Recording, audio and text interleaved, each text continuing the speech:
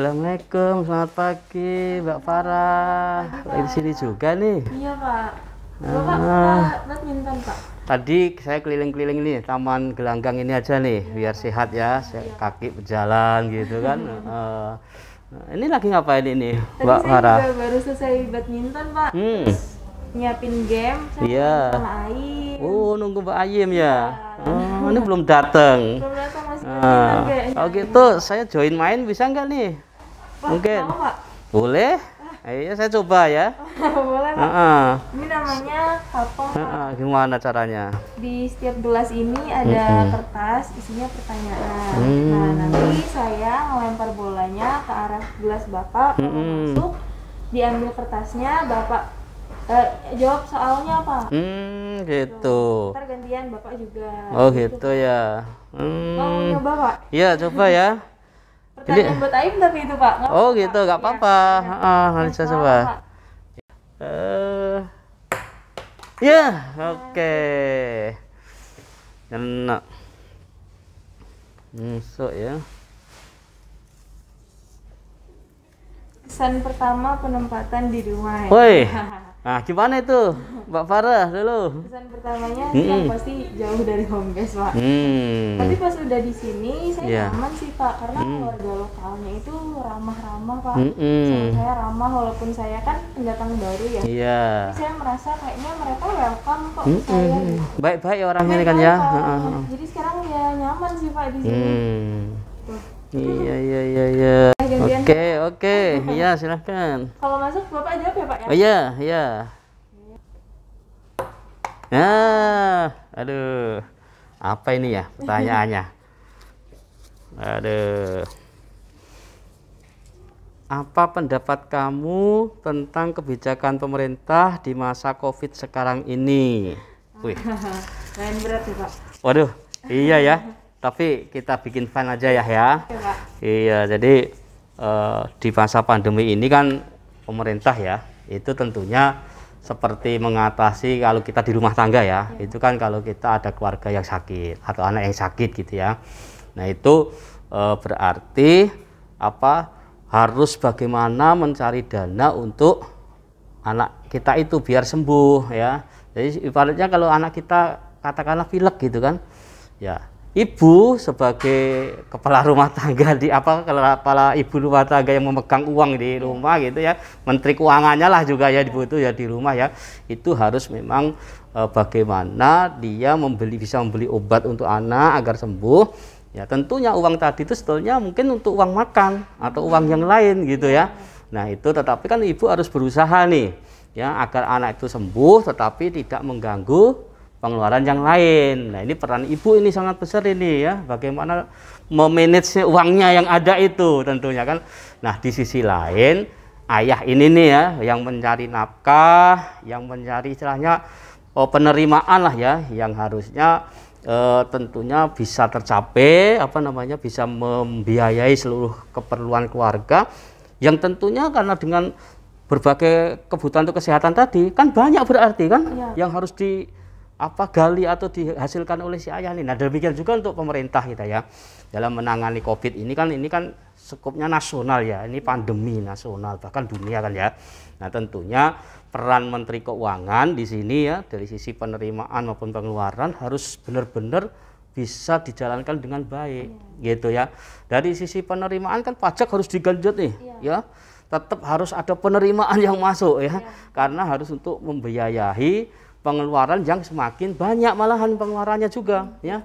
Jadi pengeluaran kan untuk berbagai sektor ya, untuk penanganan kesehatan sendiri, vaksin itu, kemudian untuk insentif tenaga kesehatannya, dan sebagainya yang selama ini semuanya tentu kan berarti pemerintah nih ya, Menteri Keuangan juga harus cari banyak nih kan, cari uangnya bisa masuk bagaimana, kemudian memanage belanjanya pun juga dengan baik, tetap untuk kesehatan ini dan juga untuk perlindungan sosial kepada masyarakat sehingga pandemi ini bisa segera berakhir gitu Pak Farah. Oke, lanjut lagi Pak. Boleh?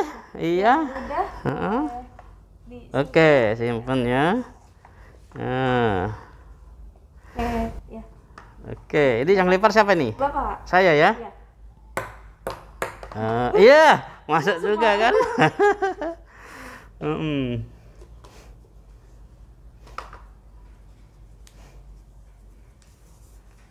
Apa tuh Mbak Farah ya? Sebutkan ini, enak nih kayaknya nih, banyak juga ini harusnya. Sebutkan UMKM yang paling bersinggungan dengan kamu sekarang. Apa itu Mbak Farah ayo? Yang pertama pasti makanan sih Pak. Gitu ya. Iya. Di Dumai ini banyak loh Pak UMKM makanan. Salah satunya yang biasanya saya sering beli itu dimsum Hanadona Pak. Terus kalau UMKM lain itu biasanya ada di mall Pak. Mereka biasanya ngadain bazar gitu Pak. Di satu mall itu selain makanan pasti banyak ya Pak. Terus ada fashion juga Pak. Terus juga ada sabun lokal, bikin sendiri. Sama ada ini Pak.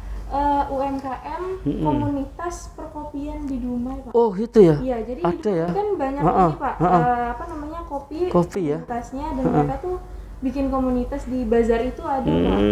Gitu, jadi lumayan gitu ya? sih Pak. Jadi memang di situ UMKM ya, banyak ya. Lumayan menarik nih Pak. Gimana kalau kita lanjutin ngobrol sambil duduk sambil Oke, minum baik. kopi, boleh Pak? Boleh, ayo. Saya siapin tempat duduknya dulu ya Pak. Oke, siap. Ya. Pak, silakan Pak, kopinya udah. Oke. Udah jadi Pak. Aduh. Nah, seger juga ini ya, pagi-pagi ini kan minum kopi gitu ya. Iya Pak. Ini enak ini kopinya, ini kopi apa, sepertinya rasa yang dari Aceh itu nih. Ya, dia aman untuk lambung. Gitu. Ya, yang punya sakit aman. Jadi walaupun sebelum makan enak, coba dicobain Mbak Farah. Boleh Pak.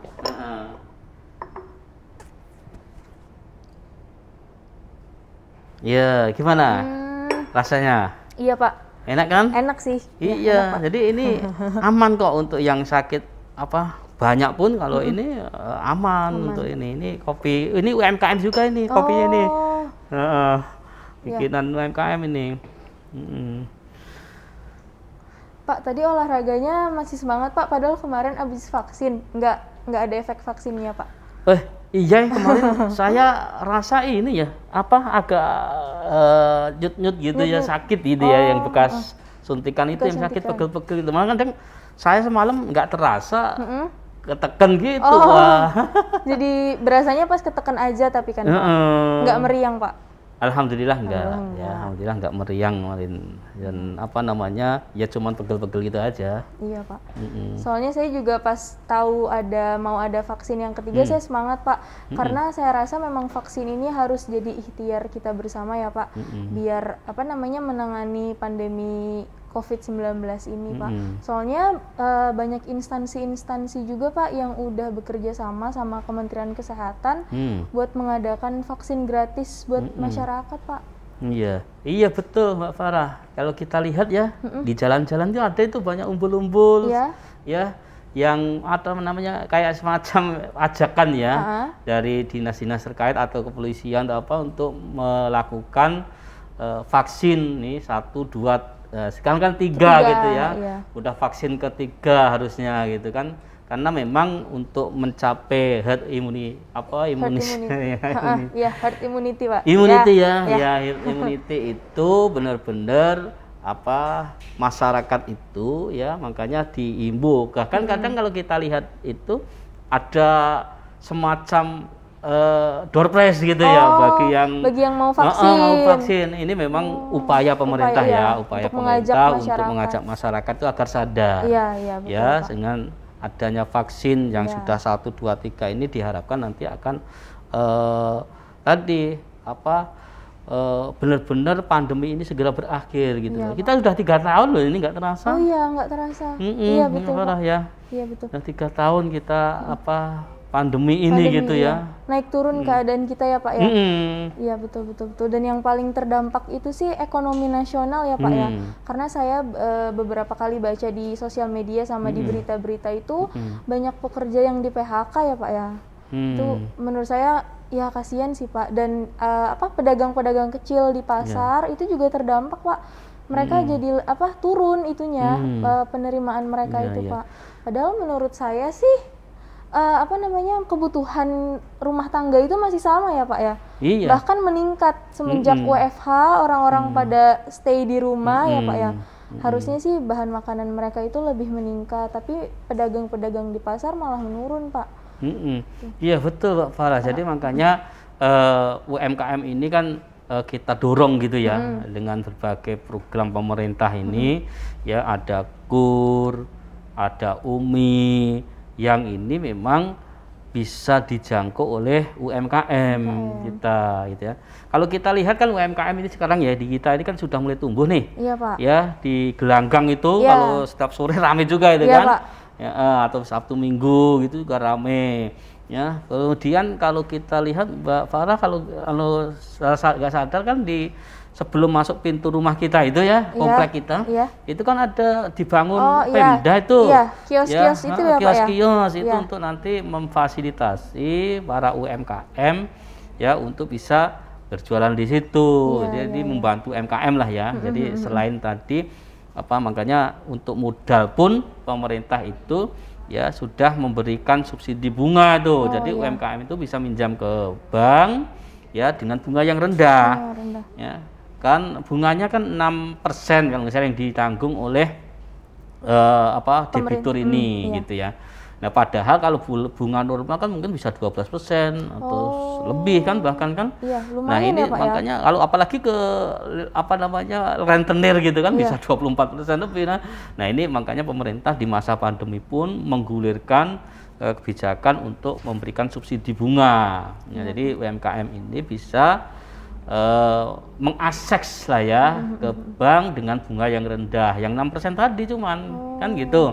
Nah apalagi untuk yang mikro nih, yang mikro itu bahkan ada program UMI kan. Pak. Nah yang sekarang ini bisa 20 juta itu ya tanpa jaminan itu. Ya tanpa jaminan, dia bisa ke Pegadaian minjemnya ya lewat Pegadaian yang memang nggak bisa akses ke bank ya. Kalau ke bank kan kadang kan memang harus ada jaminan ya. Nah, makanya yang yang mikro ini ya, yang pengusaha-pengusaha kecil ya, usaha-usaha kecil gitu itu bisa dibatasi dengan UMI ini gitu. Jadi dia tanpa jaminan.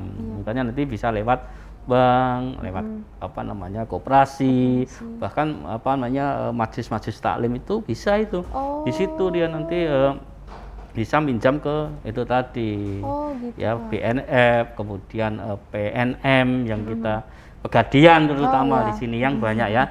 Nah itu bisa lewat situ, jadi bukan hanya lewat bank kalau yang UMI ini gitu. Iya Pak. Itu Mbak Farah. Berarti adanya suntikan tambahan ya Pak ya istilahnya ya, suntikan tambahan dari UMI sama KUR ini harusnya membuat UMKM lebih giat lagi ya Pak. Iya betul, seperti Mbak Farah bilang kan mungkin kalau di Dumai kan sudah tadi ya. Nah ini kalau kita lihat di Rohil juga kita kan wilayah kita kan ada 4 kabupaten nih, ya 4 kabupaten, ya kota ya 4 kabupaten, 1 kota 3 kabupaten ya, Kota Dumai, Kabupaten Meranti, Kabupaten Bengkalis dan Kabupaten Rokan Hilir. Nah kalau kita lihat di Rokan Hilir ya itu ada juga pembangunan puskesmas ya, yang di Meranti ada pembangunan jalan lintas desa.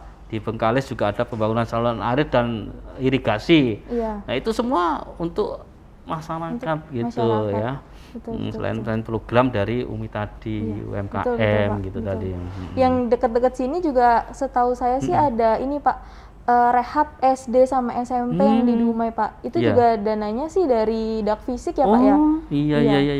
Iya, memang kita ya KPPN ini kan menyalurkan ya dana selain dari ke KL ya, itu kita menyalurkan dana untuk Dakfisik dan dana desa ini ke daerah nih. Iya Pak. Ya, jadi total realisasi penyaluran dak fisik kita itu sudah mencapai 91,02% loh. Tahun lalu, Pak? Iya. Oh. Atau sekitar inilah yang 428,50 miliar lah itu. Oh. Iya, jadi banyak juga kan? Iya. Itu teman-teman di seksi bank ya, Pak ya? Di seksi bank juga ada dana desa ya. Selain tadi dak fisik ya, yang dak fisik kan untuk berbagai macam tadi bulan sekolah ya, kemudian puskesmas betul, ya, betul. Itu kemudian juga jalan-jalan namanya di provinsi ya, di kabupaten kota itu kan. Nah, ini juga ada dana desa, Mbak, yang kita ini ya. Jadi dana desa itu kita kemarin total penyaluran itu mencapai 379,36 miliar. Atau sudah mencapai 99,74% itu. Iya, bagus itu kalau dana desa ya. Jadi hanya beberapa desa yang nggak tersalur gitu ya. Itu. Kalau dana desa itu mencangkup BLT desa nggak sih, Pak? Betul, Mbak Farah ya. Pak, jadi dana desa ini memang sangat dibutuhkan masyarakat ya, apalagi di situ memang ada BLT desa tadi ya, yang sasaran utamanya itu pada setiap keluarga yang tinggal di desa itu gitu ya, yang miskin lah gitu ya, yang kemarin juga terdampak pandemi, yang juga tidak mendapatkan bantuan dari pemerintah pusat gitu. Ya kan ada BLT itu pusat itu juga kan. Nah, ini yang di desa itu yang tidak misalkan ada juga yang bantuan pemerintah kan banyak, ada PKH, bantuan sosial tunai, ada juga sembako dan sebagainya. Di masyarakat desa itu ada juga yang nggak tersentuh bantuan tadi.